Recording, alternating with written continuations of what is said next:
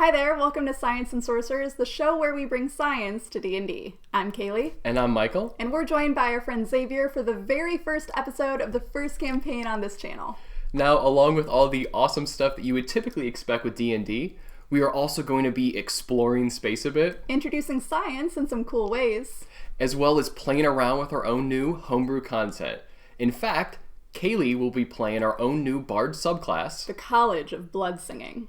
And Xavier will be playing a whole new class that we created specifically for this, the Mighty Starwalker. We hope you all enjoy this video, and if you want to follow us along on this adventure, please subscribe. Let's jump into it.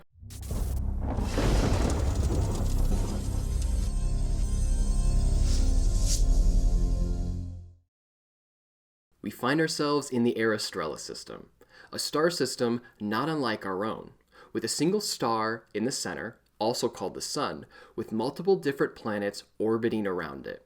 From Eros, one of the innermost planets, a magical, fae-like world with vast, beautiful landscapes forever cast in the glow of twilight, to Paraxa, one of the outermost planets, one caught between fire and ice. Lava runs over its land, smoke fills the air, and deep underwater cities provide the planet's only refuge. Now, while its planets certainly differ from our own, the biggest difference between the Aasimar system and ours is that their societies evolve through magic, not technology. This magic allows them to travel from planet to planet in a matter of days on starships made from comets. But, for whatever reason, their magic doesn't allow them to leave the star system itself, rendering them incapable of exploring the rest of the galaxy. And this is the main point of contention between the two biggest forces within the system, the Star Brigade and Hope's Patience. You see, whether it's constant natural disasters, stifling overpopulation, or dangerous untamable wildlife, each planet suffers in its own way. The Star Brigade, unwilling to accept this, believes that there must be answers to these problems lying somewhere else throughout the galaxy. Through pure force and power, their mission is to leave the Aasimar system to find something better, by any means necessary. Hope's Patience, on the other hand, accepts their fate of staying within the system, and instead chooses to focus their energy on bettering the lives of those around them, only using the resources that they're given. And this is the setting that our adventurers call home. Salut, I am Terrell Tawande, the Aasimar Starwalker, and exploring this grand cosmos is my one true passion. Come, let us make a legend together. Hi there, I'm Midnight, the Triton Bard. I try to spread a little love everywhere I go. I'm deathly afraid of ghosts, and I don't believe in math.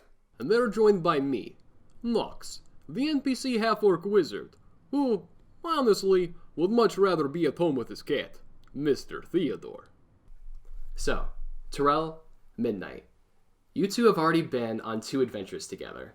The first, where you helped out a distraught farmer find out what was happening to his missing sheep, while, on the way, you helped him find the courage to confess his love to his best friend.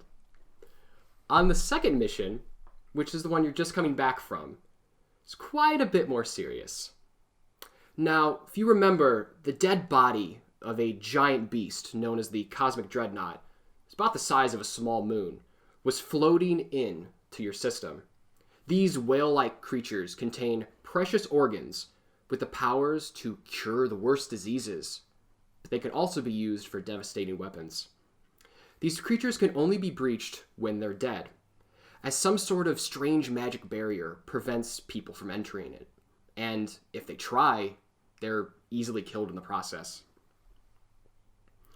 Believing this creature to be dead, the Cosmic Dreadnought that entered your system, both of you, along with a team of 5 others, decided to go in and get the creature's heart, which is known as its most precious organ with the most amount of magical abilities that you can use. But you found out the Cosmic Dreadnought was not dead, it was only dying. So when you tried to go inside it, some of that barrier was still up, and the majority of your team ended up being brutally killed, literally ripped apart at the atomic and molecular level. But the two of you, along with one of your members, of your team, Nox, was able to survive this. You moved through the cosmic dreadnought, killed some of its white blood cells, some other enemies along the way, and finally managed to get the heart, which was quite a bit smaller than you expected it to be. Now, with the heart in tow, you are back on your ship and must decide what to do next. As you return to the ship, see the familiar rocky comet, the insides, you watch as that film above it that you can still look out into the universe around you, the stars in the sky, distant planets, the sun off in the distance. Midnight, you're holding the heart. It's still very heavy, but, with your strength, you're able to keep on to it. And Nox just reaches over, pats it. Well, glad we finally got this. It's been a long journey. I'd say we almost died. By the stars, I was never so close to dying before. It was quite ridiculous. Quite indeed. I'm gonna go sit down for a second and try to relax. Me too. And as you both start to move away, you notice that Nox, his feet give out from under him, and he slams back first into the ground, into the floor of this comet. And he just lets a, "What the?" He looks down, everyone sees there is a puddle of yellow that he slipped on. Mr. Theodore, come on, really? We leave you alone for like 2 hours and you piss on floor? Oh, God. Are you sure that's not your piss? I was not that scared. I was not that scared. Don't you two look at me that way. Oh, we did almost die. It's okay to have had some kind of misblathering before. It was Mr. Theodore. And he goes and he reaches down with a rag that he pulls off of a nearby table and scrubs it up and looks at it, the yellow stained rag, tosses it in essentially what's a trash can at the other end of this comet and goes, "All right, well, that aside, we have to decide, what are we doing with this gigantic heart? Do we give it to the Star Brigade? No. Oh, so you'd rather give it to Hope's patients? I mean, yeah, if we can't figure out a way to use it ourselves. But sure. Yeah, I mean, they're gonna do much better with it than the Star Brigade would. Yeah, you can't trust them. Yes. Well, they definitely would give us more money, which is why I'm a little bit still interested. You sure that's not worth it? It's not worth it, trust me. And not only that, but you still have that golden boat. Oh, yeah, we got yes. a boat. the golden boat. And as you say this, he reaches into his pockets, pulls out that essentially golden canoe that you guys made out of that block of gold while you were inside the cosmic dreadnought. And he transforms it back into its full length. Now literally essentially a full-size canoe is in this comet-like ship that you guys are in. You could have waited before you needed to do that. Yes, but the gold, it's so great. I understand, but there's not a lot of room now. Yeah, if we all need a place to stay, we can all have extra seats here. This could maybe be a bed for your cat. See, the cat can pee in here. Yeah. Yeah. Oh, this is the same won't color. Even see it. Yeah. Exactly. Yes. See? See, we are problem solvers. It's exactly. Yeah. She's the smart one. All right. Yeah. Very cool. Yes. I want you both to give me perception rolls as you guys are talking. Of course. Starting off the campaign with a 1. A natural 1? Well, no, it was a 2, but now it's a 1. Oh yeah, because you got the great wisdom score. I'm gonna start off with a 6. Oh my god, big rollers. This is going to be amazing. Exactly. Midnight, you don't see this or hear this, which is strange because you can't help but feel it. Terrell, you don't really notice this at all. But Midnight, you feel there's almost like palpitations of this heart as you're holding it. Well, I'm just going to continue holding it because... I'm just like, all right, I'm gonna get into this canoe, I guess, and go to bed. All right. So about a minute passes, Midnight, as you're just still holding on to this heart, not really noticing much of anything. Actually, the rhythm of these palpitations is almost probably rhythmic, similar to your own heartbeat, which is probably why you're not noticing. You're just like, ah. Terrell, as you get in the canoe, you notice that it was probably good, because as you sit down, you're in about half cover, which matters as this heart lets out a big palpitation. No damage, but blood splurts over the entire inside of the spaceship as you're looking at this now smaller heart. It's essentially like Russian dolls at this point. It's an even smaller heart than before, about the size of a pumpkin at this point, a pretty big pumpkin that you're holding in your hands, Midnight, as blood is strewn about everywhere, literally covering you completely, Midnight. Terrell, it's only like on the top half of you because you're inside the canoe. But yep, you're both somewhat covered in blood. What? The hell just happened? Nox looks back. He was looking away while this happened, so all of his back is covered in blood. His front side is relatively clean, other than a bit of blood as he's just not knowing what to do and puts his hands, unfortunately, on parts of his body. I leave you alone for 1 minute, and what happened? You turned around for 1 minute. But, yes, I don't know. What happened? What did you do? I was just holding it and it boomed. I don't know. It boomed. Did I hold it wrong? I didn't realize that was the thing I could do wrong. Apparently you hold it wrong. I guess so. I didn't know that either. I'm just gonna sit You're the down. expert.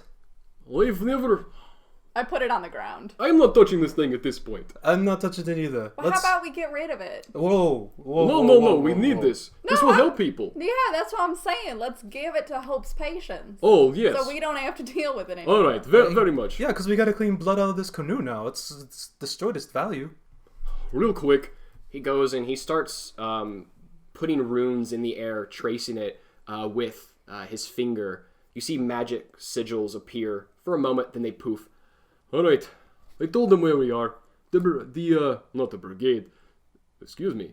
The Hope's patients will be here soon. Good. Once that happens, he starts to take off most of his clothes, kind of leaves on his undergarments, but takes off most of his clothes. You both notice that there is essentially like striations, almost like tree branching, what looks like blood vessels, or some type of red marking coming up from around his midsection. You also see that there is almost countless scars creating this rough terrain in his gut. And he seems to have this like sack about the size of your fist of just like flesh right around his abdominals. And he's just taking off all his clothes. You see this while this is happening. He looks at two of you. Well, what are you going to do? We have to get this off of us somehow. Could you put your shirt back on? We'll do this. He puts his hands out in front of him. He shakes them. While he does, you see this shroud of not even dark energy, but almost like an absence. Almost as if you're like staring into a TV when it turns all fuzzy with the white and black specks. Almost seem to appear over his body. There, is that better? It's almost worse, but okay. He takes a washcloth from a bucket in the side and starts cleaning over himself. I don't have any extra clothes, so I'm just gonna have to stay like this. Fine. Alright. I guess I'm with the bloody boys. I guess so. Oh, wait. We have sweaters. Would we have brought them? I guess we would have brought them. I would have, Yeah. yeah, I would have brought mine. So I take out my sweater, and then I remember, oh yeah, this was covered in blood too. So I just leave mine in the bag. I was like, there's no point. It's either wet blood or it's dry blood. One of those two. You people in your blood. I'm glad I wasn't there for that one. What even happened? Let's just say that we had a good time with a drink. Okay. I'm just not gonna ask. And he goes back to cleaning himself. After a moment, he gets all of the blood off. He returns his clothes, snaps his finger, and that void-like cloud disperses over his body. Both of you actually give me Arcana checks for that cloud. 15. 18. All right. Both you, Terrell, and Midnight. Terrell, you understand this a little bit more. You've probably dealt with it. But Midnight, you've probably studied it, have it something in your book about this. This is what's referred to as void magic. So there are a bunch of different schools of magic, but there are two big ones that people kind of believe that everything stems from. There are two words, Tusadul and Tusarain. Tusadul it's all part of a language called the language cosmic, which most people do not know. Neither one of you two know, but big words that stem out of it are common vernacular. Tusadul stands for light, creation. Some even refer to it as presence. Tusarain is known as darkness, destruction, sometimes even just lack of or absence. Tusarain is what is called this void magic, which he's literally, seems to be a low-level amount of magic, but it's literally taking away the visuals of there. It's not shrouding them, it's not creating darkness, it's literally momentarily creating a lack of visuals in that space. So is it kind of like absorbing the light in a way? Kind of. Okay, so it's like a black hole. Yeah, it's kind of like seeping in. A lot of void magic and just the energy kind of seeps in from that around it. It doesn't really have energy itself, other than it takes energy from other places. Gotcha. So do we like feel anything then? Is it strong enough to like zap us of our energy? No, not really. And you can also tell that this is such an easy magic that it's literally just taking visuals. So if you were to go around it, it would momentarily kind of take, part of your visual form, but it's not even taking your physical form. Like you could still interact with things inside that void and everything. Okay. So it's not really sapping your energy. Right. But you do notice it, and void magic is very, very rare that you would know. Oh. At least to use it so freely about. You must know a lot, huh? Yes, what's it to you? Sorry, I was just making conversation. Oh, I'm sorry. Sometimes my general reactions come across a little bit harsher than I meant. I meant to say, oh yes, I know lots of things.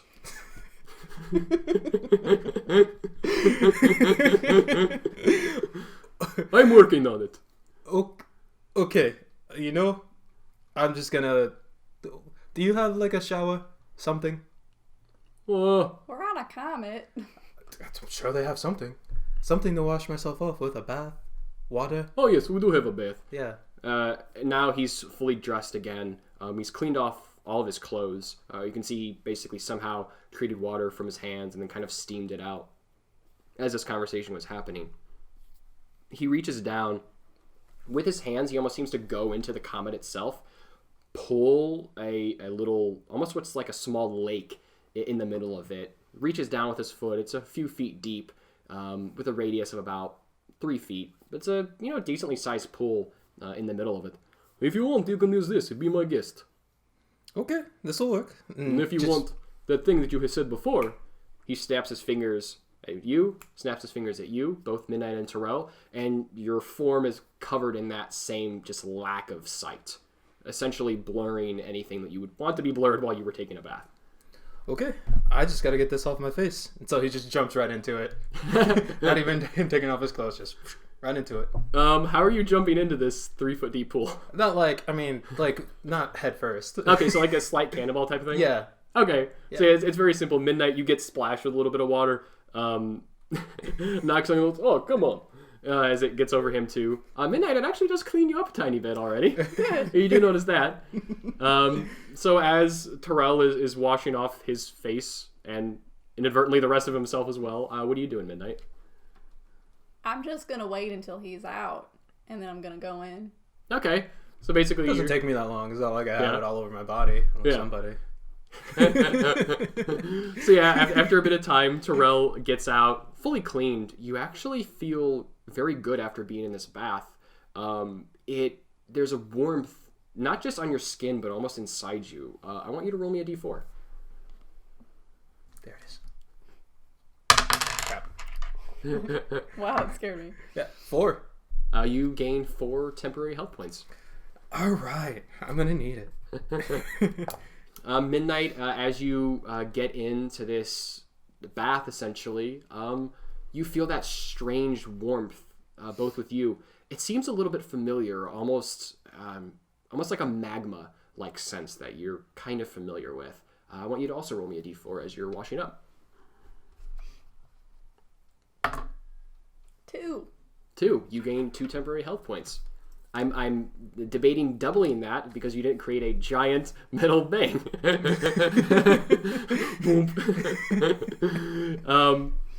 As this is happening, midnight, as you finish up, Terrell probably takes her about a minute. Are you doing anything special during that time? No, just chilling. Just chilling? Yeah. Waiting? Just letting myself dry off. All right. Yeah. You watch as Knox is in the back with a very long table that's essentially his scientific workstation that he goes to between missions. And he's just kind of messing with a few different things. At this point, he's actually brought the heart over there and he's kind of inspecting it. Oh, I'm definitely going over there now. Okay, so yeah, you go over there. But as you're walking over, because you're looking at that, give me a perception. But midnight, because you're not looking at it, give me perception with advantage.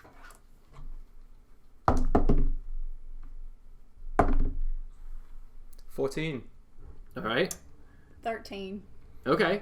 So midnight, even though it would be very simple to see this because it's essentially right in your face, Terrell somehow notices a little bit better. But you both notice in that film that's covering over this comet that allows you to see out into the space around you. You both didn't notice it before, but there is another comet, a similar like ship, right in front of you with a blinking red cross that's essentially filling your vision. It's hard to like even avert your eyes midnight as this cross goes, and you just hear like a muffled "Oh, can I come in now? What? Pull me board, please.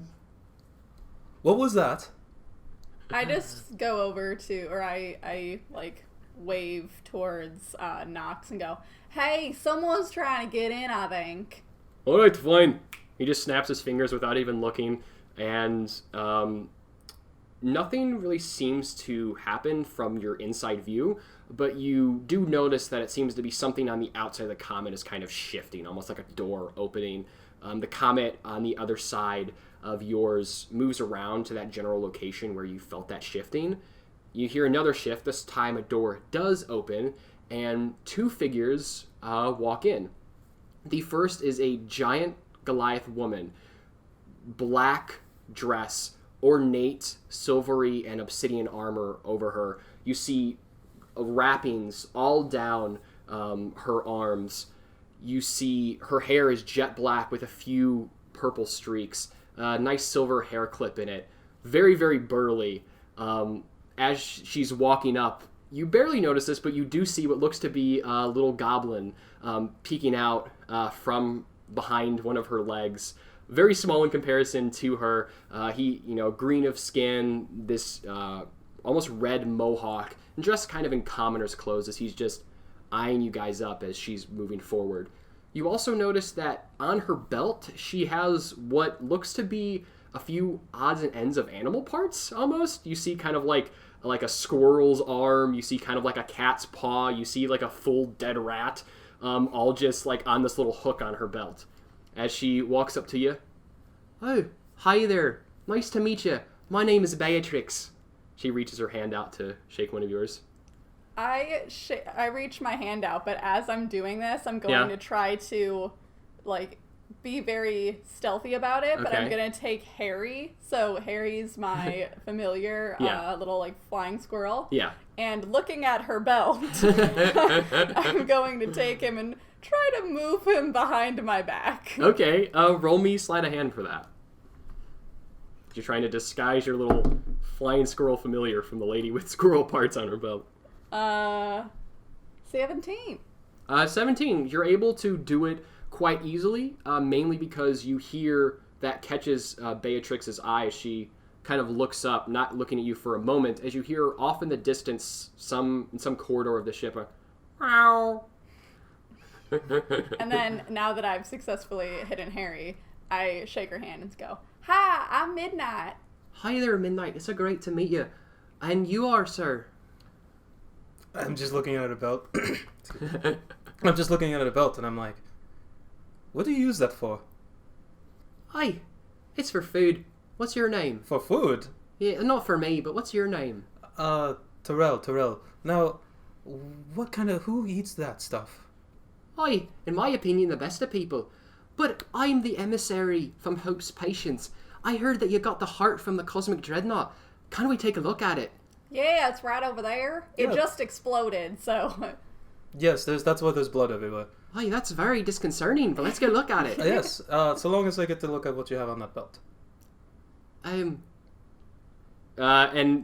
you don't even have to roll perception for this. As you're talking about the belt, the goblin has now, like, fully, like, his shoulders are out from her leg, and he's just eyeing you up, but you also notice that he's going, like, back and forth between what's on the belt and what's looking you directly in the eye.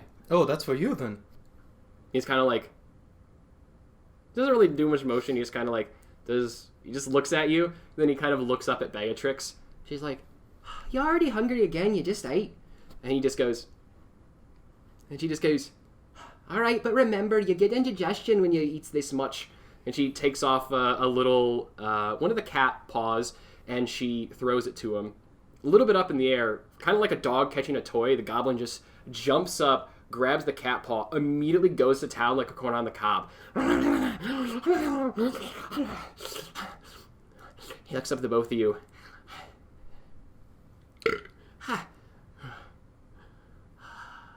Do you want that bone?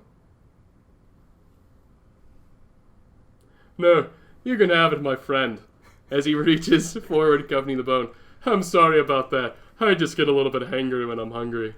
That's fine. And I just grab it, and I open up my book, and I just put it right into there. Alright, so you take out this little book, which is essentially a small mimic, and you just, like, feed it that little bone. It chomps away. Essentially, it starts to break down just under the force of your mimic's tongue. And... Did you like that, buddy? Alright, I'm glad you liked it. Okay. Close him and put him back. I'm gonna take one more step. Alright, come on. You paid your toll. Very good.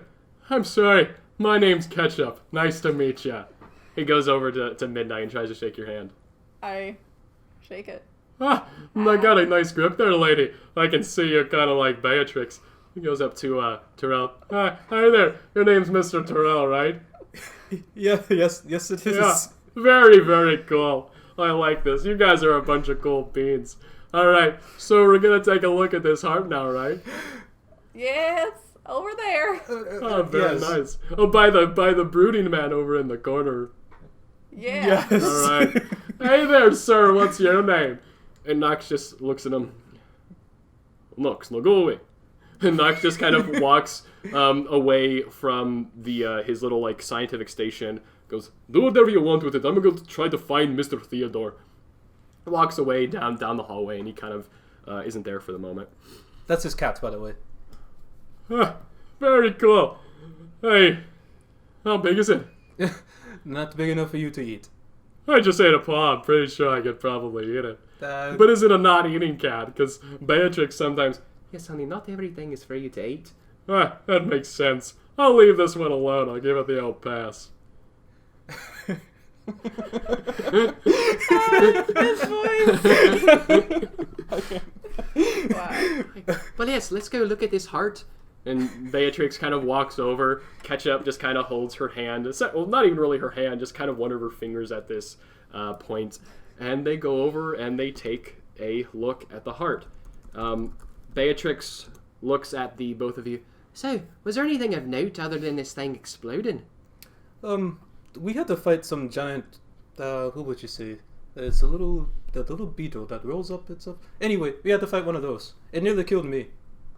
I'm very confused on your descriptions, but it sounds like it was a trouble, so I'd be happy to heal you up if you're damaged. Oh, I'm fine now. And what about you there? I'm also alright. Alright, I very appreciate cool. it, though. Oh, yes, of course. I kind of wish that I could help out this fella right here. She kind of, like, looks at the heart, but I think he'd be long gone. Yes, he's been dead for a minute, I would imagine. That's a very specific amount of time. I think I've been here for about a minute. No, that's not. It's. Oh, you like a figure of speech. It's a turn of phrase. Turn of phrase? Is that a figure of as... speech. You're right. right. Very nice. And kind of this, like, ketchup, like, holds on her. Yeah, it's just sometimes the people say. It's kind of like can't catch your tongue, but that's usually for me when, you know, they get angry as I try to eat them.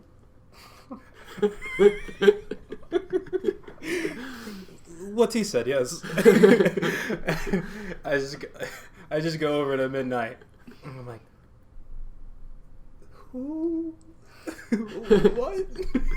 You're pretty easily able to have this kind of like side, just like semi-conversation as they both go up. Ketchup hops up on the table, scoots a little bit of like the magnifying glasses and different scientific instruments that Nox had on the table, and Beatrix kind of like props up with one of her elbows, puts on these long black gloves that cover over all like the tape and the wraps that she had on her hands, takes out from one of the like essentially like folds of her hair and takes out a little tiny magnifying glass that's probably more goblin sized than Goliath sized, and just looks through it ever so faintly. You notice that Ketchup does not need anything. He just kind of readies his hands and ready to go, and Beatrix looks at both of you. All right, let's start looking through this. Yeah, sure. Do you have an extra magnifying glass? I don't, but my eyes are pretty good at this point. So she kind of like takes off the goblin one and kind of, you can use this if you want. Cool. Just put it up to my eyes. Like, I'm sorry I don't have one for you, Midnight. Oh, that's all right. I will just stay a safe distance away. Oh, yeah, that's, judging by what happened to this one, that makes a lot of sense. it did explode in her face. Oh, yeah, that's true. If something like that exploded in my face, I know I'd be scared of it too. And I'm gonna... You're a brave warrior for even being here. Oh, well, thank you. I appreciate Oh, it. certainly. What about me? Oh, you're a brave warrior, of course. All right, good. Of course. I mean, I don't even need to say that for you. I just walked in and you're just like, hey, I'm the brave warrior, Terrell. Even though you didn't say it, I heard it. I knew your name before I even heard it. Okay. Hi. I'm gonna take out my notebook and, like, as they're examining it, I'm going to take very detailed notes about what is going on. All right. Staying far away. Staying far away. Terrell, roll me an insight when she said that she knew your name was Terrell. With advantage. Yes. Because of my star ability. Because your star ability with advantage. Ooh, that one's really good.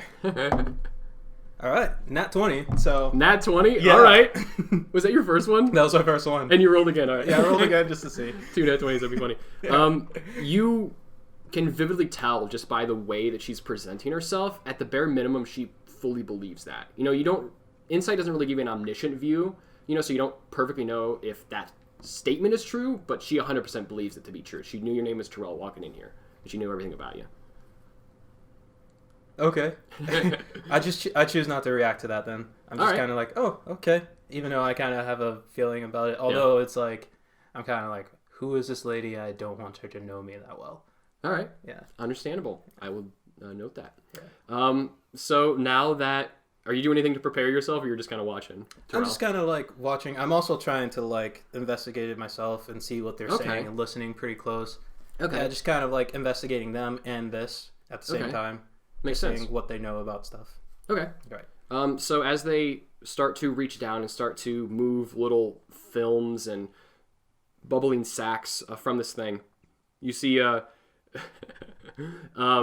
Ketchup in the corner kind of, a little bit of indigestion still from that cat. Oh, the paw. Oh, let's get to this. And he kind of helps Beatrix take away some of the film over top, and he's like, should we give him the old anatomy lesson as we go? And Beatrix is like, hey, that makes a lot of sense. We love talking as we were. Yeah, we do. And they start taking it away.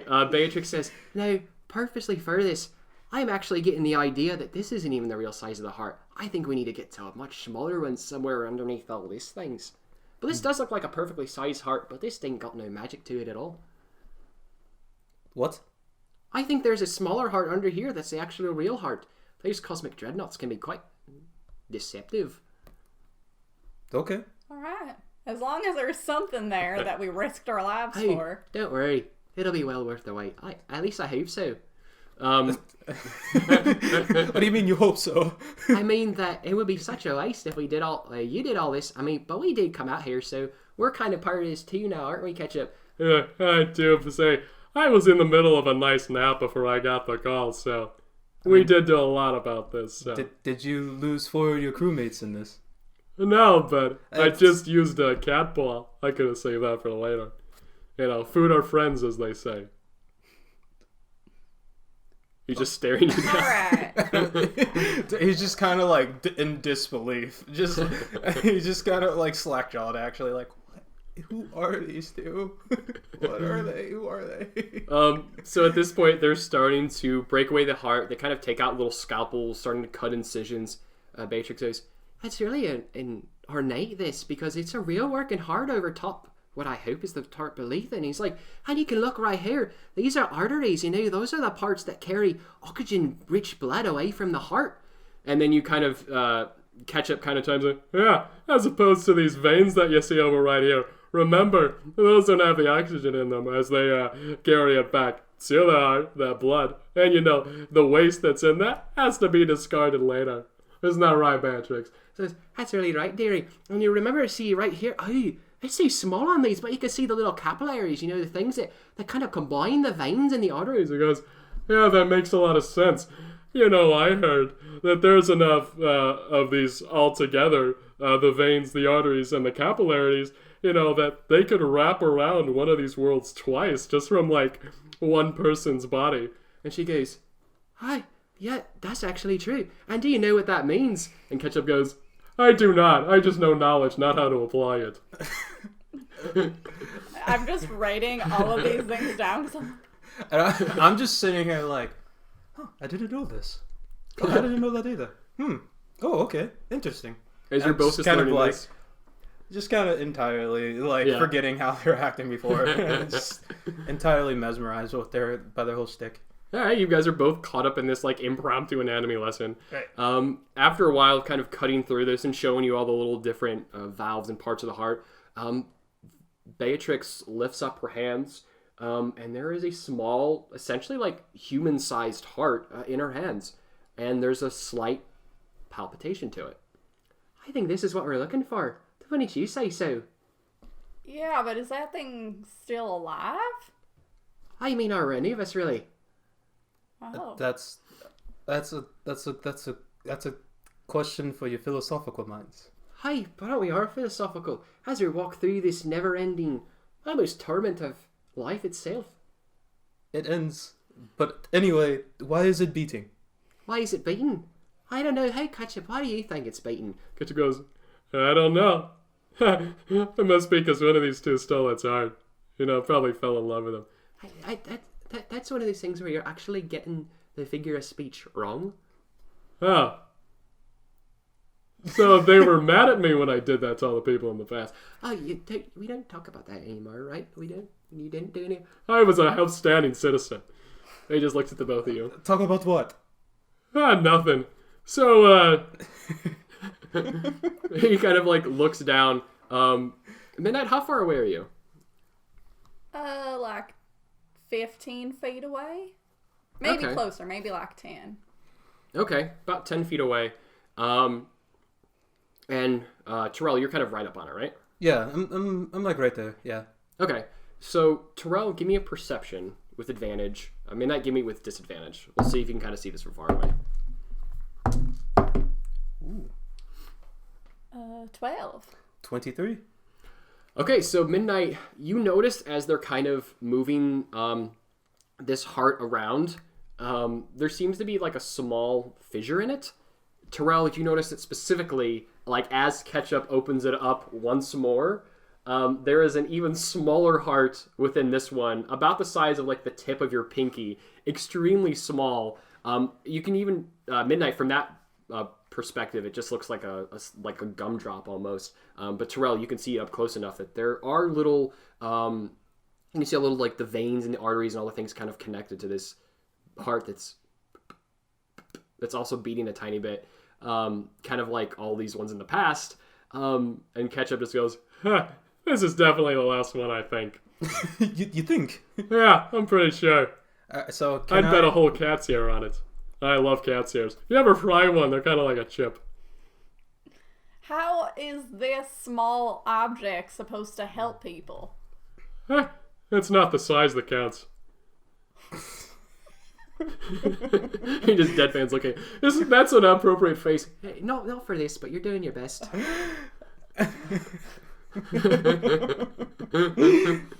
I had a question, but I forgot it. So, forget it. But Terrell, with that, we're kind of going to keep these perceptions as they're moving with this new heart. You notice that there seems to be a small, dark almost like a beige, dark beige speck on this small heart. It almost seems to, for a second, kind of wondered if it's like moving around on it, but then it just kind of disappears. Just fully?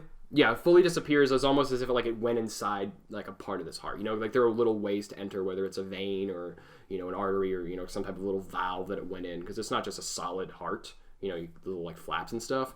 You can kind of guess that it went in one of these flaps. Do you want these back for a second? I saw something kind of just, tuck its way inside of there, and I'm wondering if that's going to cause any problems with the heart.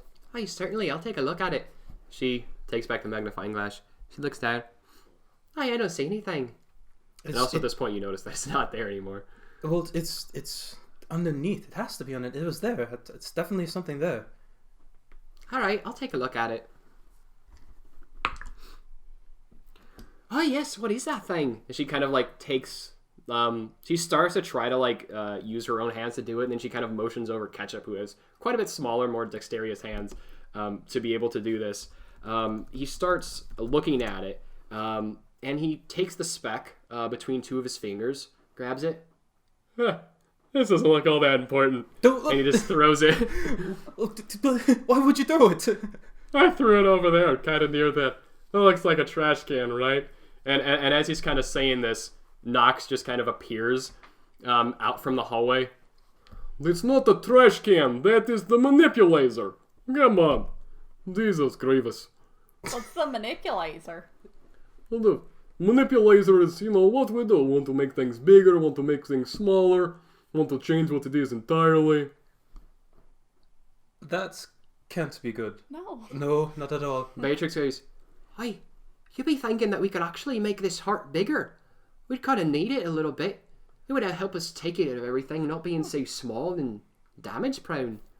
That's definitely true. But whatever he threw was able to move around. And it just fell into something that can make it bigger. Oi, that is true. But Ketchup said that it didn't matter, so it can't be wrong. He's very good. Ketchup doesn't know what a figure of speech is. I mean, I'm not really that great with it either, but, intelligence and figure of speech is kind of like social versus, intelligence, and I'm very sure he's intelligent. We can have this debate later. Anyway, let's make this bigger, I guess. He's just kind of given up. He's like, alright, if anything's going to happen, it's just going to have to happen, and they're going to have to deal with it. So at this point, Nox comes up. So we're making this... What even is this? Is this like the heart of a toy? He's looking down at this thing. He kind of grabs Beatrix's magnifying glass, and he's looking at it. Don't even really realize what this is. You're telling me this is still a heart? I mean, it's pumping like one, for some reason. Alright, if you say so. He kind of takes it up, holds it up to the ceiling. I guess, let's go do this. He places it in the middle of the manipulator, which you see there's a bunch of tubes and a big magnifying glass and kind of a small little, almost petri dish like tray in the bottom of this laser. As he's looking at it down, he goes to it, turns on kind of what seems to be like a lever. Then he turns another lever. Turns another lever. I'm really good with this word. Turns another level. All right. And you start to see this clockwork mechanism. So technology doesn't really exist in this world, but some kind of simple clockwork, simple crafts kind of do work. So this is kind of a clockwork device. And as it's swirling up, you see that it's using magic energy from his own hands as it's kind of siphoning it out. And it just blasts this beam of blue, oddly sparkling energy, shimmering almost. It just blasts down right onto this heart, starts to make it significantly bigger, to the point where it's now extremely too big for this petri dish, starting to get too big for the device itself. Nox tries to grab it away, and he very easily does. He quickly takes the heart away as it expands to the size that about midnight what you had at the very beginning of this. Nox holds it very easily. You can see like his thick muscles, his thick like half-orcish muscles are barely even straining underneath this as he's not even paying attention. As everyone notices that speck, kind of like you correctly identified, Terrell, gets bigger and bigger until this form appears before you, about the size of a large dog, kind of like a mastiff. This fluffy, long, plump body with a scrunched up head.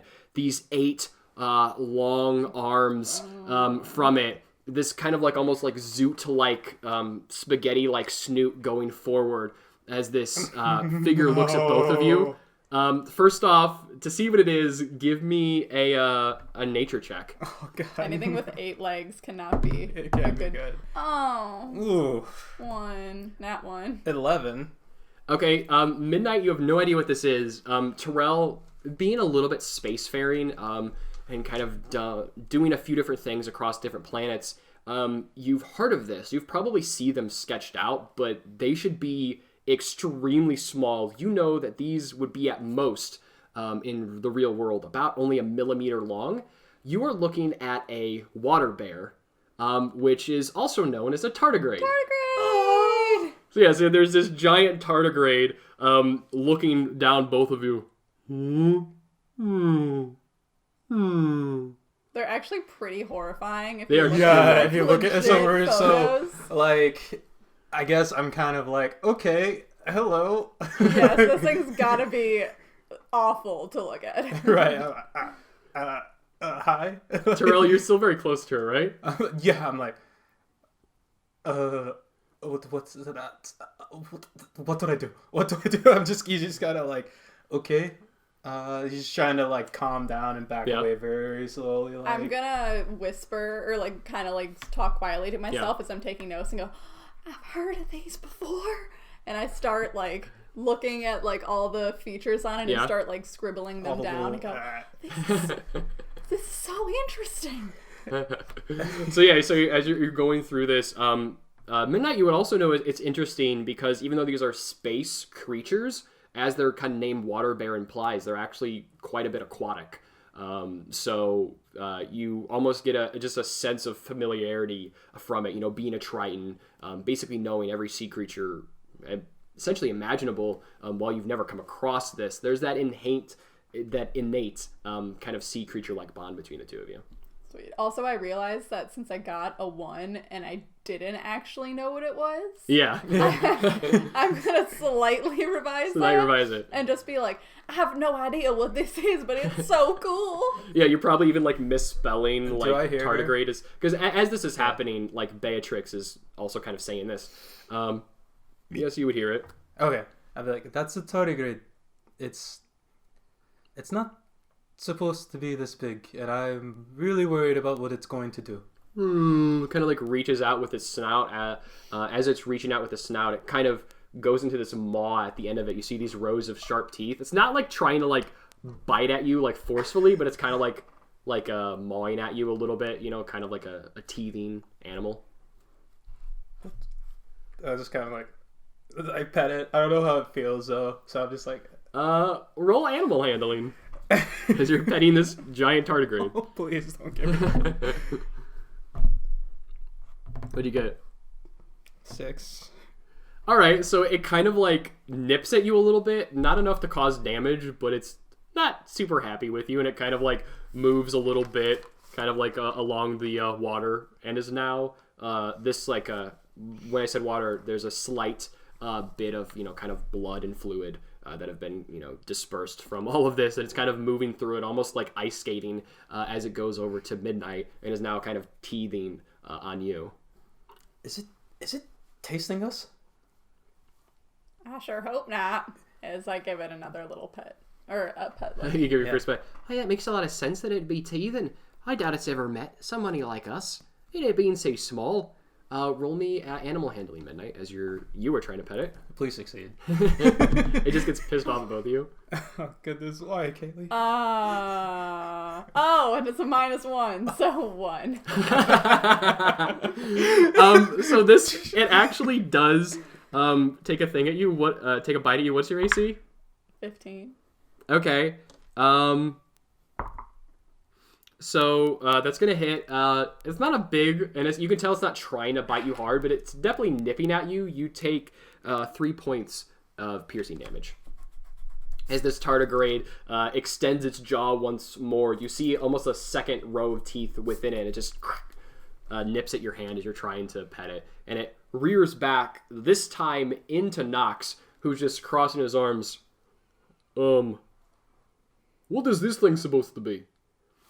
Rather than roll for Nox's own animal handling, I want one of you to give me the roll. I'll do the modifier, but I want one of you guys to give me the roll for Go it. for it. You rolled better than me, so. What? 19.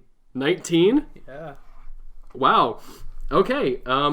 So that is over 20. I'm not telling you the exact thing, but he's got an over 20 with this. So he just kind of like, what is this thing? And this kind of like the same personality kind of seems to stem from the tardigrade as it just kind of like goes up against him and just kind of looking at you with the same look that Nox has always been giving you when he's kind of displeased with something. He's like, this is far from the worst thing I faced today. And the little tardigrade goes, That you faced? Yes, pretty much. Oh, goodness. I helped out, remember? I healed you after the battle. I guess so. I guess that did happen. Yes. So, what are we going to do about this hot? This thing seems to be harmless, so I'm not going to worry about it. It could be a friend for Mr. What was it? Theodore? Yes, Mr. Theodore, the best cat in the galaxy. Oh, I'm pretty sure it'll eat Mr. Theodore. If not, Ketchup will. What the...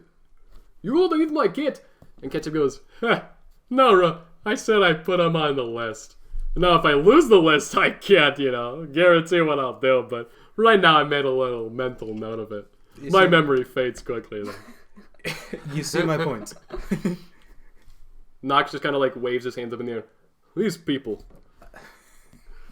I want, as you are all talking about this, I want you to give me a perception roll. 9. 9, all right. 17. 17. So Midnight, you're so focused on this tardigrade, probably even a little bit like, oh, why did it not like me? But Terrell, you're very focused. You see a comet, another one of these comet-like ships, fastly approaching. This one has no markings on it, but other than that, it is jet black. Roll me a history with advantage to see if you know what that means. Oh, good thing it's advantage. 16. Okay, you've seen this of a few different types, sometimes just essentially kind of like space pirates, or, different people who would try to board a ship. You also know that the Star Brigade will often send out, small little ships of all black to kind of easily be able to weave through. The Star Brigade usually has like bright cosmic colors of like, purple and bright ships. But, when they're kind of doing a reconnaissance mission or something that's under the table, which a lot of their stuff is, they'll send out these type of ships. So it could either be any of those. We have to move now. Because there's somebody gonna chase us and they're gonna take what we got. What are you talking about? And I just point in a direction. Do you not see this? He looks at... Oh, no, I definitely see that. All right, everybody, hands on deck. I'm going to do this. He walks up to the front of the comet.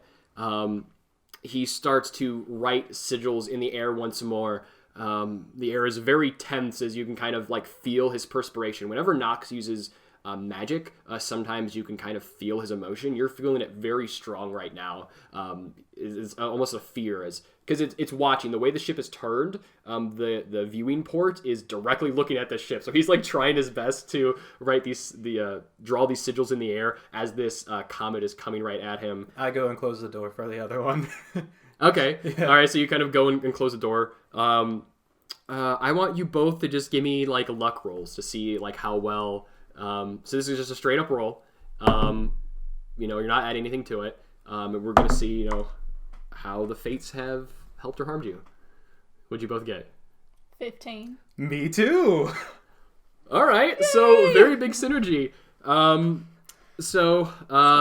As this is coming at you, Nox starts, slowly, but his body movements are very, very erratic and fast. But the comet is moving, very, very slowly, almost grating against something.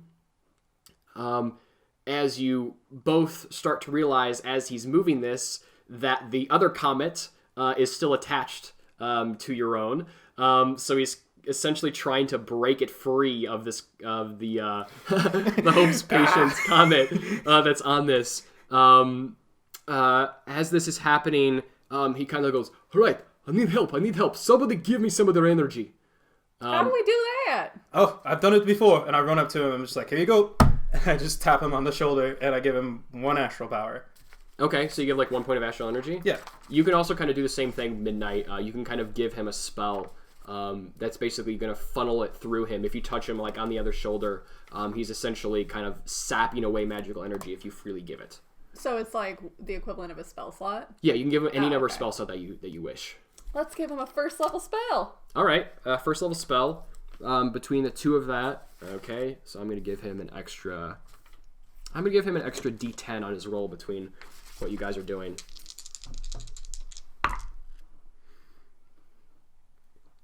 Well, the extra D10 ended up being more than his D20 roll. Not by much, as he's trying to scrape his comet away from this other one. The other comet goes... It doesn't, like, break the film as it, hits you. The comet that you're on is very, very well crafted. You actually even see the other comet break as it hits you. It starts to kind of shatter the bit of the front, but it does make contact, and you see, like, the black film that was in front before fades away. Essentially glass now. Both of your glasses... essentially pushed up against each other. You can see 3 figures dressed in all black other than their faces are exposed that are all staring the 3 of you down. And now they're kind of their comet ship is essentially like orbiting your own as it's trying to like find a door to kind of enter on. What do we do? I do not really... I've never had a ship commandeer before. Nox, is this the only door? There's another one. The one that's below. There's one below. Yes, of course. Everything has a below if you want to get out of the place. Okay, where is it? How do we get to it? I mean, it's right underneath where I put the bath that both of you so easily hid. And the bath is still out at this point, right next to the golden canoe. Well, can you show it to us? Well, could you just open it? You want me to open it? That'll let him in. Oh, I thought they were below us. You don't know where they are at this point. Actually, give me perception rolls as this, because it literally is orbiting you, but it's staying in contact, so you can kind of hear where it is. 14. 6.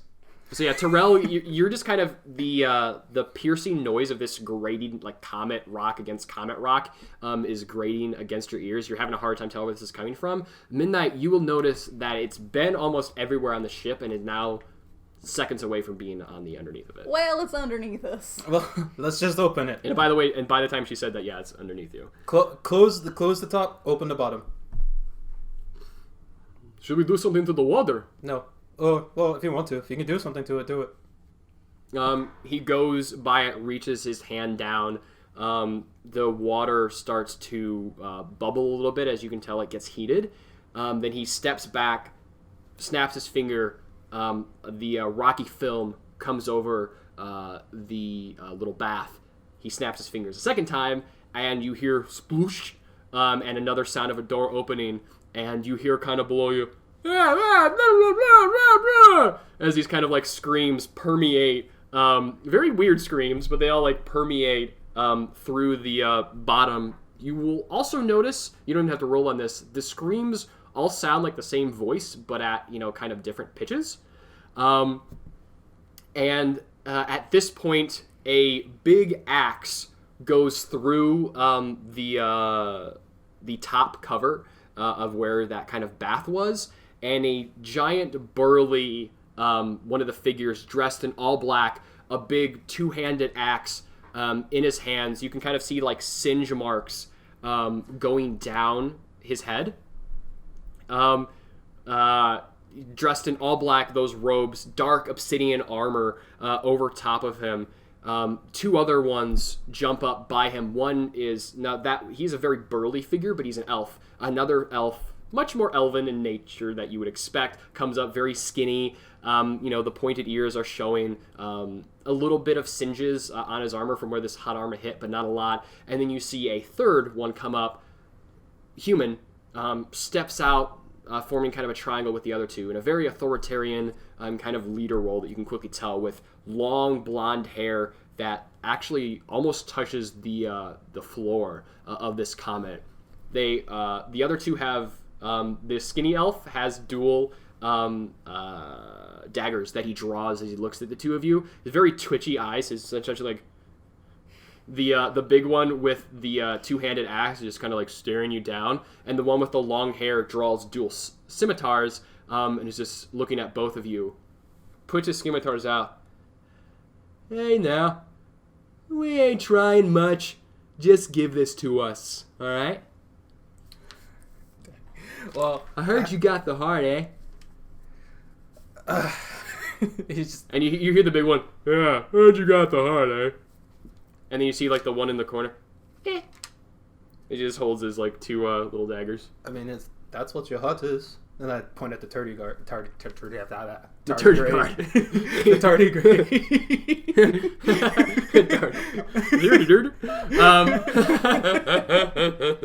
I point at the tardigrade, trying to like hide the heart behind me. That's not what I said. Roll me kind of like a sleight of hand. As you're just trying to go in front of it. It's not literally the sleight of hand, but that kind of movement of trying to disguise something that you're doing. Okay. Going in front of the heart.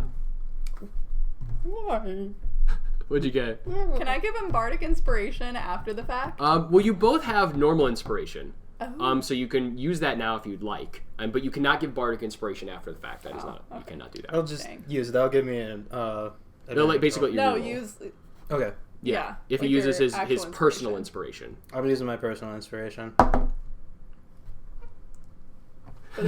What are they? It was worse.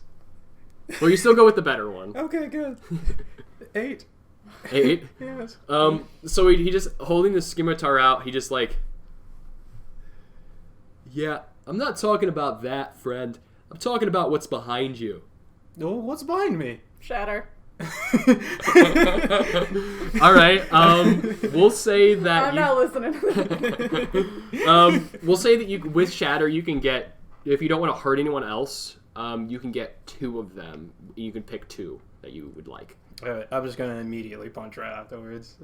Okay. Yeah. So we'll give this a surprise round. They're aware of you, so it's not with advantage, but it's Right. a surprise round that you get a turn on them essentially. Right.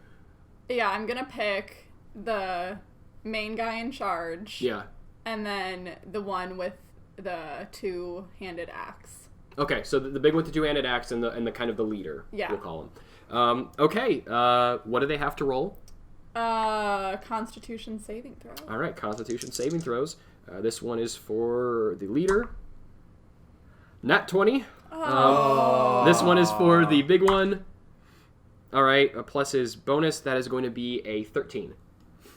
What does it have to be? My spell attack. I believe your spell save DC is a 15. 15! Yeah. All right, so he loses. So, roll damage, and one of them is going to be halved. The other one's going to take the full blunt of it. You know what? That's a good way to put it on, like, on a 20, I'll take that. Yeah, Yeah. because it's not like a real 20. It's not like super helping you. So Right, he exactly. wasted his 20 in a way. Alright, Yeah. so 18 on the two-handed axe. So it's 18 total. Yeah. So then 9 on the one that passed. Yeah. All right, let me mark that up. All right, and roll me some initiatives. Okay. Do. Oh, okay. Oh. Alright, freaking dice. You're gonna work now. All right, and for these I got a guys. 21. Hold on a sec. Okay. Midnight. Cool. 17. 17. All right. For Terrell. All right. Midnight, you were at the top of the round. What are you doing? Woo! You see the 2 ones that you already damaged, and then the one with the 2 daggers is like he takes a step back. The other 2 just kind of like take the shatter, and they were even the ones damaged, but they're just still looking you down with this kind of ferocity in their eyes. The one with the twin daggers is kind of like almost putting up like a bit of a like between kind of giving up with a defensive stance and like kind of still trying to fight you. He's like, I like that one. I am going to cast Firebolt at the main one. Okay, so at the leader? Yeah. All right, roll to hit.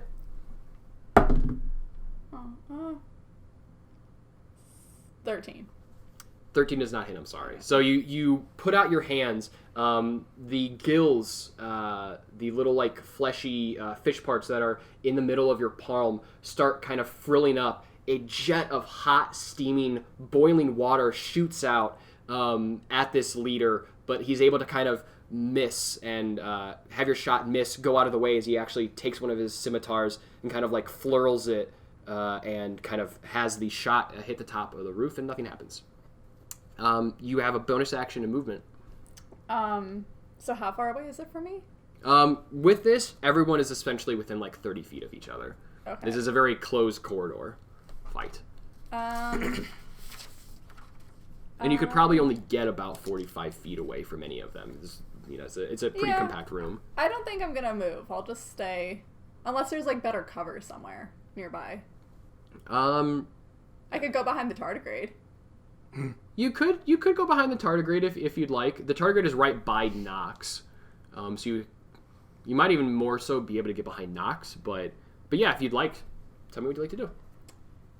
Let's go. I'll go closer to Nox. Okay, so like kind of behind him, like using him as a bit of a shield? More so the tardigrade. Okay. Okay, so you kind of get a little bit behind the tardigrade. It's going to give you a very, very slight amount of cover. But not a lot. It's not super big. That brings us to the leader's round. Yeah. He's going to, as he kind of flourished and watched you kind of move around Midnight, he's going to go up to you and try to slash at you with one of his scimitar, and then immediately going to try to slash at you again. A natural 1. Yeah. So the first one is a natural 1, so he literally tries, like, as you're moving, he actually ends up throwing his scimitar.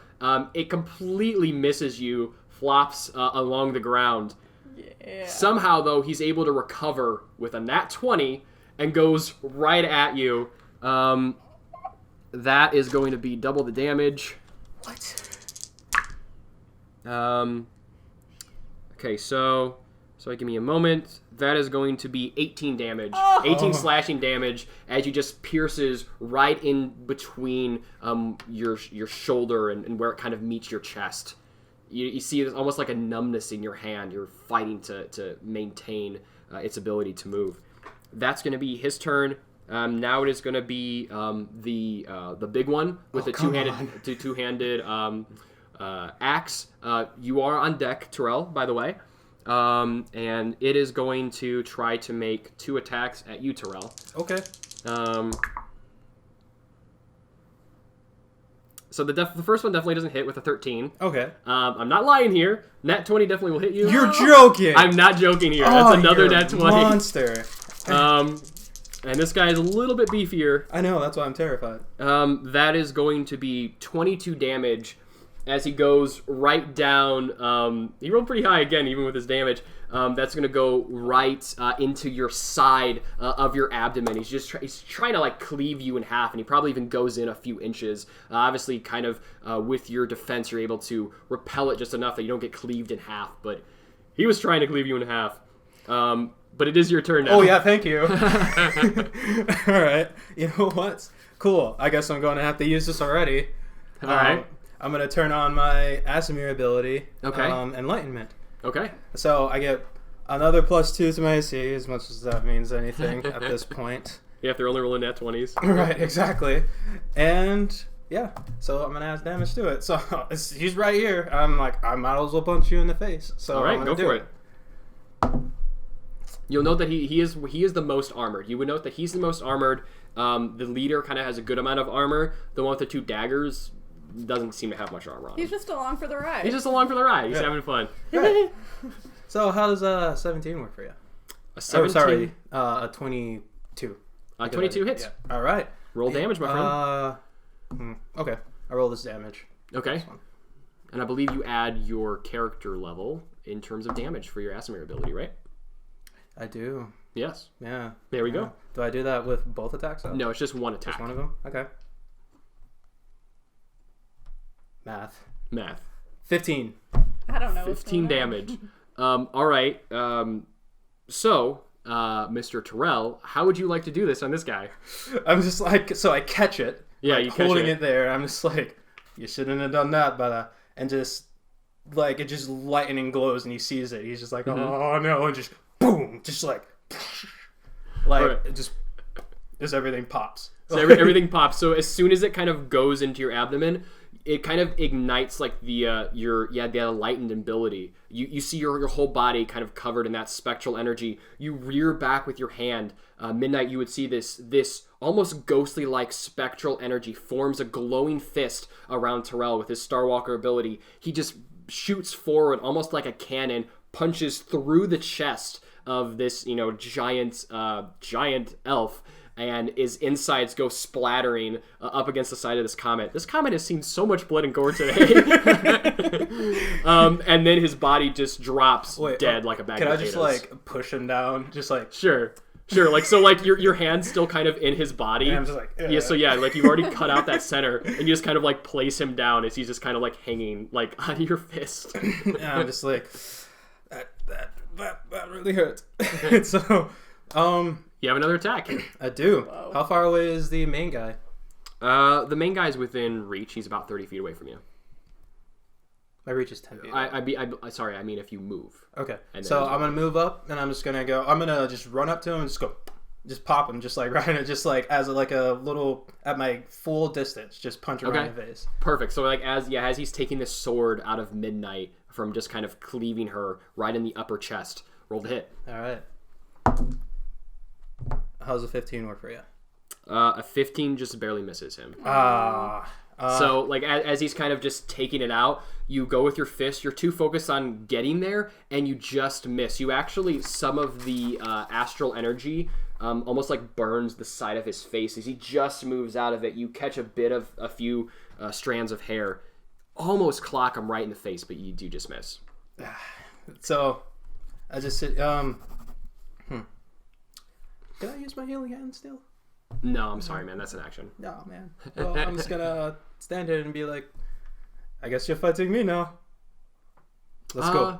Roll intimidation to see how effective you are at trying to get his attention. I might as well not do this. It never works. 11. You never know what he could roll. He just seems dead set on Midnight. Oh. Well, Sorry. Good idea, though. Good idea. I've already used one. How's I he can do that. looking? He's definitely taken damage, but he's not even looking that rough. That's fair. Yeah, Grizzly, remember you got the most blunt on the one, the shatter mainly on the one that he punched through. So now it is going to be the one with 2 daggers' turn.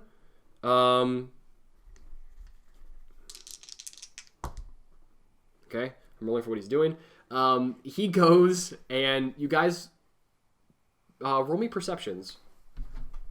Of course. 3. 18. Oh, no, it's good. I know, right? Midnight, you were so focused on the battle, you can't see where he is anymore. Terrell, you see him. You don't still see him, but you see him kind of slip behind Nox's workstation, kind of hiding. Okay. I'm not worried about him then. That brings us to... Okay. What are you going to do? Tardigrade's not going to care. The Tardigrade's just going to kind of move a little bit out of the way of Midnight.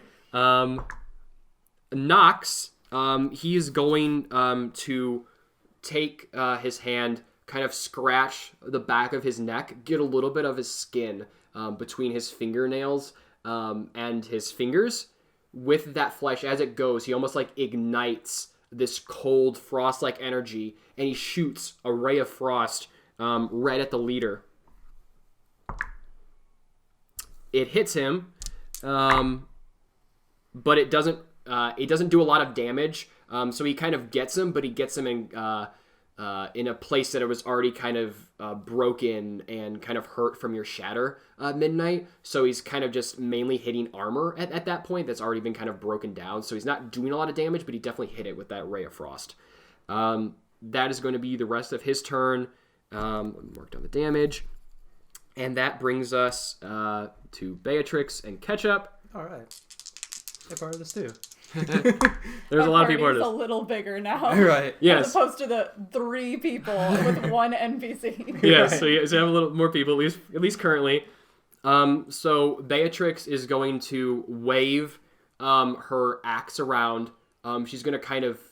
she brings out this golden 2-handed axe. She kind of puts it right up against your shoulder of Midnight.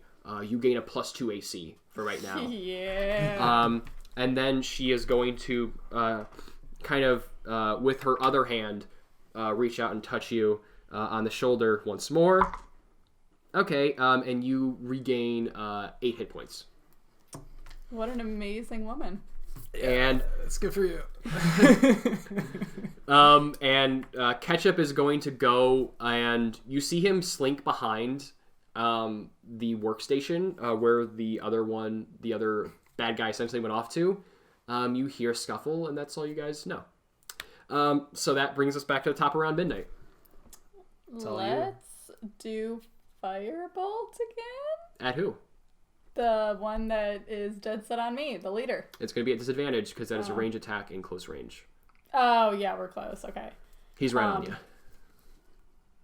Did I run away from him last time or no? I mean, you ran generally away from him, but you guys weren't in, like, opportunity attack range. I see. Got it. Now you are. Got it. Let's cast Dissonant Whispers. All right, cast Dissonant Whispers. What does he have to make? Like, what save? A wisdom saving throw. And I'm just gonna go, like... What am I gonna go? Oh, no. It's okay. I don't know. Be angry. Be very angry. Why do you keep hurting us? That works. A question of Dissonant Whisper. A dissonant question. All right. So I say it in a really intimidating way, though. that makes a lot of sense because I believe a 17 beats your spell save DC. Yes. So you still roll damage, but it's going to be halved. Okay. Why are you hurting us? I don't know. Because I want money. Yes, basically. 12, so 6. Okay, so halved 6. You can see this blood as you say these questioning words. You can see blood trickle out of the sides of his ears. He's like, I don't know. And then he just kind of like puts his scimitars back at you. He's like, you're weird. I told you should have been fighting me. He is definitely looking pretty damaged now. But it is his turn. He's going to... Yeah, sorry, that intimidation didn't work. He still is definitely on midnight. Oh, especially man. after she asked him a question, he's got to reply. I actually rolled that, so I'm going to re-roll it again, because that was another nat 20. Oh, thanks. Okay, so yeah, these 2 attack with the scimitars. The first one is a 13, the second one is a 21. So I believe the second one hits, not the first. Oh, wait. Okay, so he's as missing part something. of my subclass, Yes. I can use my reaction. Yes. I'm going to use Siren's Charm. Okay, use Siren's Charm. And so I roll... I believe it's either performance or persuasion. Yeah, so I'm going to essentially roll a skill check persuasion. against his insight. 29! No, wait. Yeah, 29. Yes. Amazing. Well, I'm sorry, but that super beats a nat 1. Yay! So literally, as he just kind of whiffs at you with the first attack, it misses. Then the second one, he's about to hit you, and you just kind of like look at him. What do you do to kind of get him to not hit you?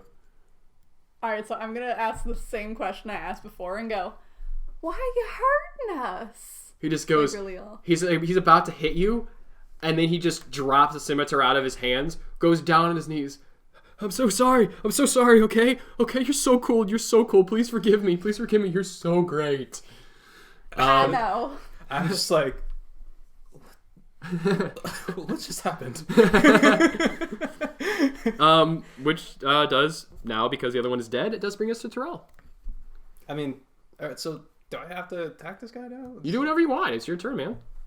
Also, as context for viewers who are watching, Yeah. if we go like this, it's like out of game talking. Yeah. Thank you. Perfect. Good job, Kaylee. Thanks for Old doing habits. it. Old Old habits. habits. But now we know. Yes. Okay. Well, I mean, just in case this is bad, he just goes up to him, tries to punch him again. All right. And as I can talk to him, right? Yeah, of course. Yeah, I'm just gonna say, please continue hurting him. He just can't do anything in his action. Oh, okay. Nox just goes back. What is action? Oh, oops.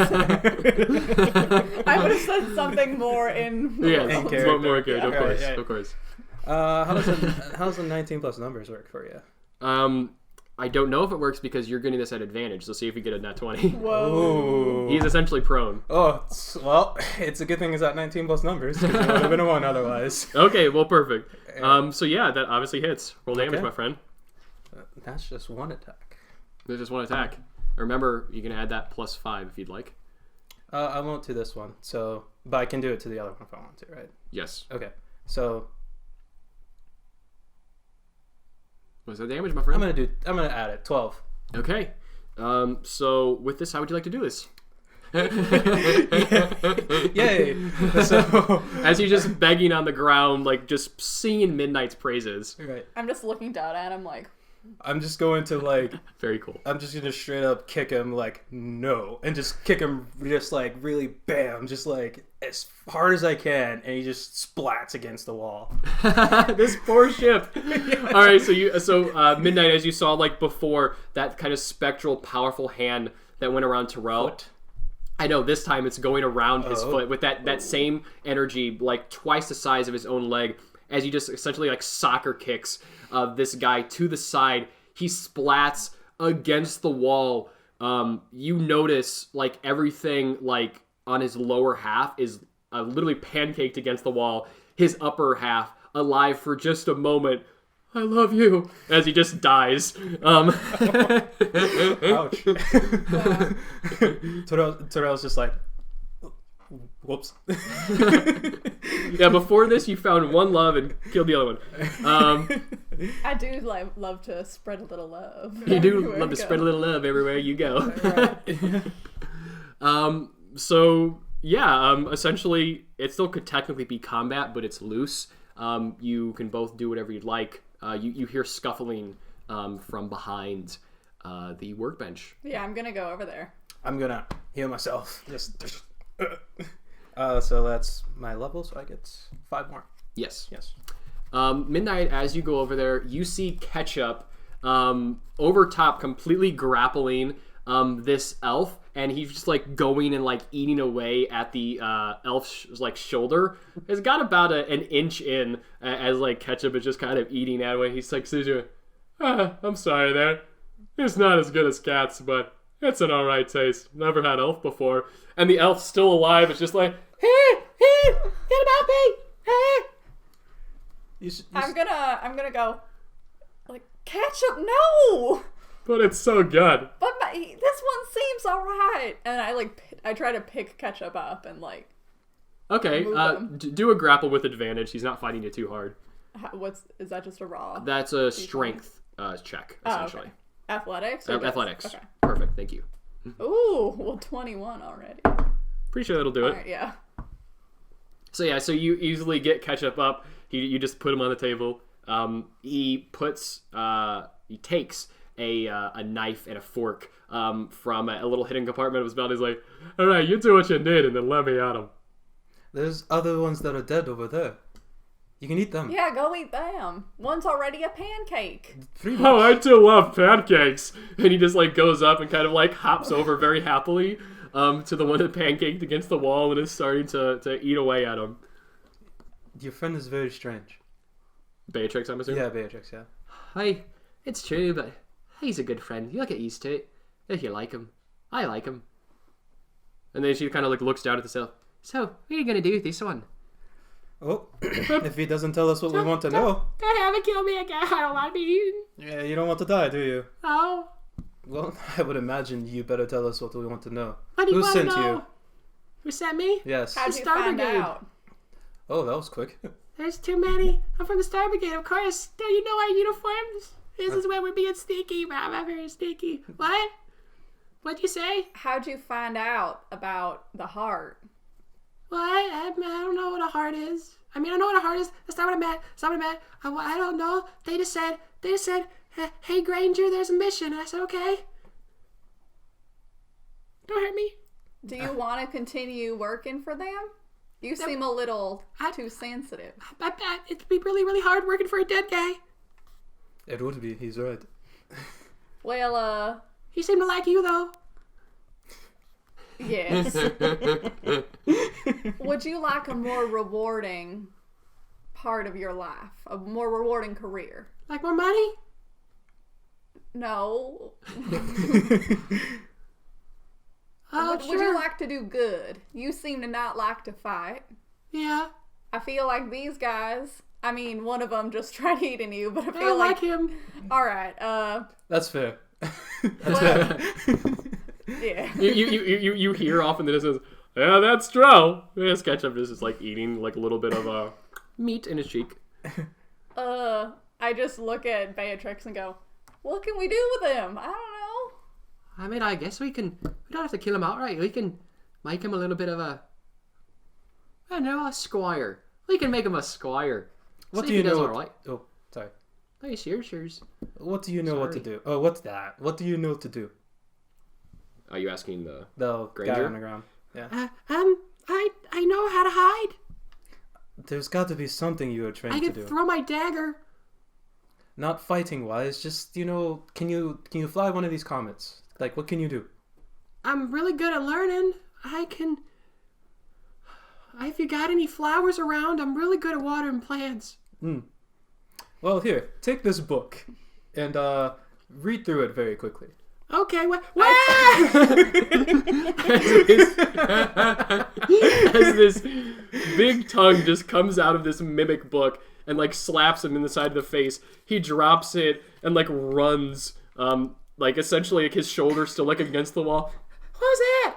Oh, it was just my little buddy. His name's Sparkles. I don't like books. Never did, but this is worse. It's cool. He's harmless. He actually won't even eat you like the other one. Well, okay. Yeah, for real. What about you guys? Will you eat me? No. Yes. I won't eat. Ah! He kind of continuously goes, Please. I look to Beatrix and go, is there anything you guys can do with him? Like, do you have plants that need watering? Well, I don't really know how well my ship is at this point, but I certainly like plants. I have quite the opposite of the green thumb. I usually kill them, so it wouldn't be the worst thing in the world if we had a little plant manager on our team. Can you keep Ketchup away from him? I can do my best, but at this point, if we were going to kill him anyway, hey, what's the problem if Ketchup gets a little hungry one night? and you see Granger just go, there's a lot wrong with that. Yeah, you lose your life, but yeah, at least you're feeding somebody else. Think about it like that. I don't think that we should kill him or have someone eat him, because think of how amazing of a tale it'll be if we transformed this villain into a good person. Hey, that does sound like a good thing. It does sound like a pretty good story. Kind of a little bit too, hoddy-toddy for me, but, the real world's a lot darker than that, but we might make it work. Right, Give him a chance. Just, alright, Ketchup, put him on your no-eat list. I'm already on it. No eat. Alright, might forget that one. Tastes like chicken. Does it really taste like chicken? Yes, it does, totally. I'm not gonna eat that raw. I cast a message to you and go, let's get these guys off the ship. Let's get these guys off the ship as soon as possible. Yes, you're right. Let's get rid of them. I'd respond. So, okay. Did we actually, split off from the other one? Or, is it still with us? What's going on with it? At this point, you've broken the connection between your ship and Beatrix's ship, and you can't even see it. But supposedly it's probably still there. You definitely didn't move other than the impact of the other comet hitting yours. Okay. So, I guess the first thing we should do is probably get that other comet off of us. If that's gone already, is it? Other comet, you mean the new one that showed up? Yeah, the Star Brigade one. Yeah, I mean, you can go, you take a look. You have Nox open up the doors in the bottom, and you see a very, very small, cramped together, probably meant for one person, comet below you. Oh, that must have been so uncomfortable for you three. Yeah. Okay. Especially when you're the small spoon. Yes. We gotta figure out a way to cover this, don't we, Nox? What do you mean, cover this? I mean... Like act as though this never happened. No, as in literally covered, since there's a big axe in the door now. Oh, I understand. Give me a little bit, I'll make that happen. Okay. And he kind of goes, and you see his hands light up. Essentially, he's casting mending. It's going to take him a bit, but he's starting to kind of repair the comet where the axe went and hurt it. Okay, Elf, you go with them. Once we find their ship, you're gone. Not dead, but not with us. All right. Okay, that makes sense. And that makes sense. Maybe they should take the dead guys. Yeah. Yeah, for ketchup. Yeah. That way you don't have to be eaten. Okay, whatever. You guys are real weird. Tell me about it. I've been hearing that my whole life. This ketchup just keeps going back and eating it. All right. So with these newly dead bodies, with Granger still up against the wall, very frightful. The tardigrade is just kind of like moseying on around. He kind of goes up to Granger, gnaws a little bit on his leg. Granger seems to not really get bit from the tardigrade, but the tardigrade is kind of paying special attention to him. With that, I want you to both roll me perception rolls. 2. Unnatural 20. Okay, so Midnight, you're probably focused on this, kind of wondering why the tardigrade isn't, being as upset at Granger as it was at you. Terrell, this makes a lot of sense. You look out into the vacuum of space. You see this dark, spectral energy, almost all-consuming, moving through the sky. It's moving extremely fast. It's starting to constrict around the image of the sun. You see it almost grasping it, forming it between its hands.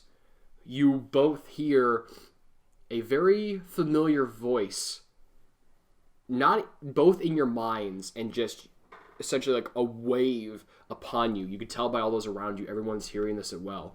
You just hear, "You viruses, I'll squash you all out."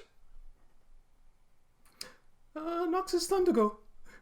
Time to go, Nox. Let's go. Forget the All right, door. Let's yes, go. very much. Let's get out of here. Let's get out of here, yes. As the comet is going away, you see in your rear view, essentially, that dark spectral energy starting to go around the sun. You could see it constricting it. The sun's getting smaller and smaller, but all of a sudden it starts to get brighter and brighter. And essentially this sun is here is very similar to our own sun in our own system. It's starting to light up in the same way, Terrell, that you would know, like a supernova would, which makes no sense because this sun is far not massive enough to actually go into supernova. Essentially, it would probably go into like a red giant, and that would probably cause a lot of damage to those things around it. It expands, but it wouldn't really go into a supernova. So to see this, because you've experienced it, that's what turns you into a Starwalker. You know what a supernova looks like. This looks exactly like that. As this dark spectral energy is surrounding it, only one small, still probably be about planet-sized, but hole in this dark energy where the sun is still shining through. A bolt of pure radiant energy zooms out, goes right, barely misses one of the planets. And you could tell this thing, this beam was about planet size itself. You see that same energy start to go once again, forming up, almost as if it's going to shoot off once more. And that's where we're going to end this episode. Hi guys, I really hope you enjoyed this video. If you did, please make sure to subscribe to our channel, give this video a like, and share it with all of your friends. We'll see you on the next one.